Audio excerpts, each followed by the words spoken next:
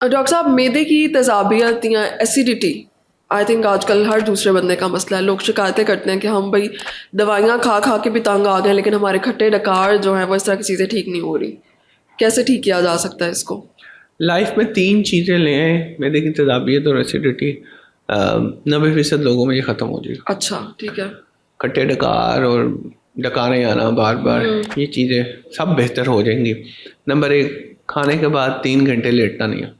अच्छा, 3 घंटे नहीं लेटना? नहीं, इसीलिए हम चाह रहे होते हैं कि एक सुबह खाना खाएं, एक शाम को खा लें, रात को सोने से पहले हल्का फुल्का कुछ अगर लेना चाह रहे हैं तो ले लें, वरना ना लें तो बेहतर। ठीक है। दूसरा, खाने से आधा घंटा पहले और 2 घंटे बाद पानी नहीं पीना। खुराक और पानी जब मिक्स होते हैं मैदे के तेजाब के साथ तो गैस पैदा होती है। लेकिन डॉक्टर साहब, हमारे यहाँ पे तो लोग बुरा मान जाते हैं अगर खाने के साथ पानी ना सर्व किया जाए उन्हें। ये गलत हैबिट है, तो इसे अवॉइड करना चाहिए। ठीक है।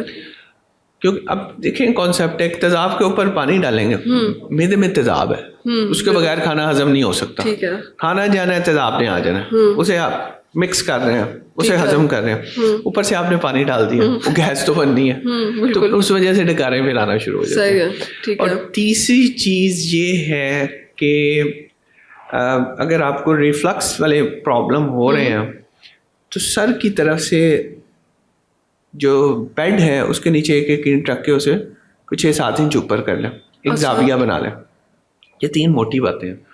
बाकी वो वाली खुराकें जो तेजाबियत करती हैं, मिर्च मसाले हैं, कड़ी है, निहारी है, नान है, उन्हें अवॉइड करें। सिगरेट, अल्कोहल से ये बढ़ जाती है तेजाबियत।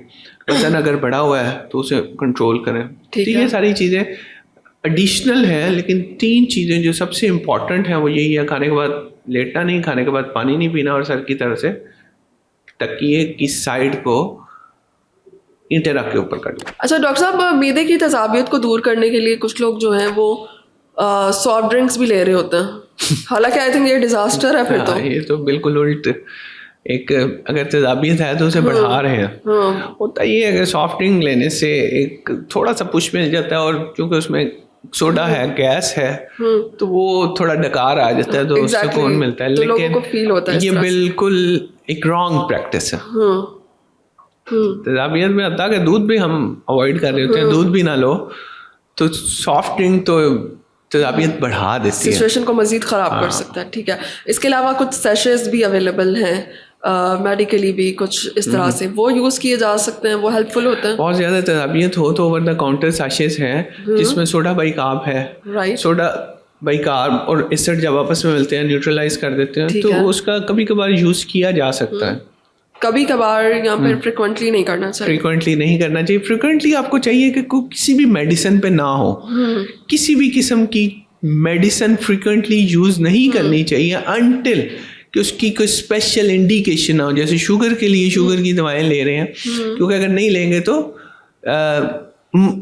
जिंदगी को खतरा हो सकती हैं। एग्जैक्टली। तो इसलिए ये ओवर द काउंटर दवाइयाँ ख़ास तौर पे बिल्कुल नहीं लेनी चाहिए। कभी कभार आपको लेने की जरूरत पड़े तो लें। ओके, बहुत शुक्रिया।